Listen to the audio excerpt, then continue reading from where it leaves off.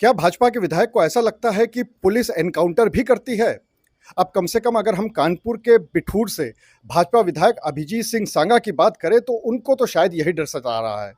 असल में हुआ ये कि पुलिस ने एक 25,000 के इनामी शिवा को देर रात गिरफ्तार किया था।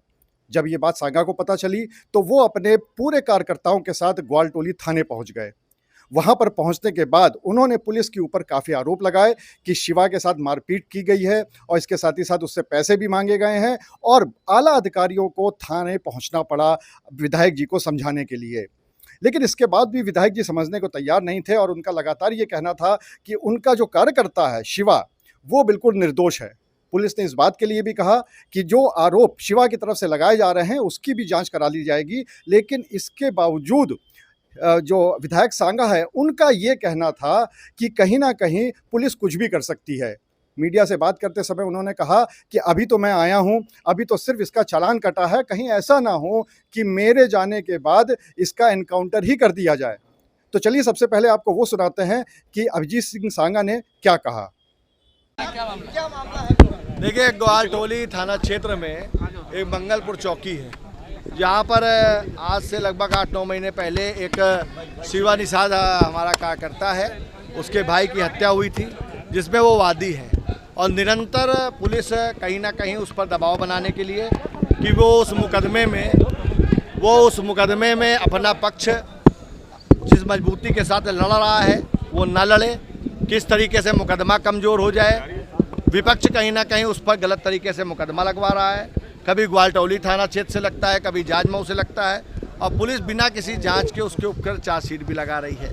जो मुकदमा 308 का था उस पर 307 की चार्जशीट लग रही है, और कहीं ना कहीं जब वो घटना पे भी नहीं था, कहीं बाहर था, जिसका उसके पास प्रमाण है, उसके बावजूद भी दरोगा या विवेचक उसके खिलाफ चार्जशीट लगा रहा है, जिसको लेकर के आज जो चौकी में मुझे जानकारी मिली कि 12 बजे उसको उठा ले गए और रात में 8-9 बजे जब उसके घर वाले ढूंढते हुए यहाँ आए हैं तब पाया है कि उसको पीटा भी गया है, उसको मारा भी गया है। और रात में उसको, जैसा कि उसका कहना है कि और भी वो तो कह रहा है कि मुझे 3rd डिग्री की भी बात की जा रही थी, 50,000 रुपये भी मंगाए जा रहे थे।